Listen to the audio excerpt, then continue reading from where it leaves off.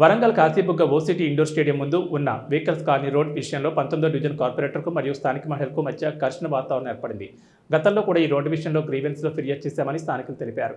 Road అని స్థానిక మహిళలు చెప్తుండగా ఇది ఫ్లాట్ అని స్థానిక కార్పొరేటర్ అంటున్నారని అన్నారు. కార్పొరేటర్ వెంట వచ్చిన అనుచరులు భయభ్రాంతులు గురి చేస్తున్నట్టు స్థానికులు ఆవేదన వ్యక్తం చేస్తూ పోలీసులకు సమాచారం అందించారు. ఇక్కడ ఎలాంటి గొడవ జరగకుండా పోలీసులు వెంటనే చర్యలు తీసుకోవాలని కోరుతున్నారు స్థానికులు. వరంగల్ పర్యటనలో ఉన్న మంత్రి సురేఖను కలిసి ఫిర్యాదు చేయనున్నారు స్థానిక వెహికల్స్ కాలనీ ప్రజలు.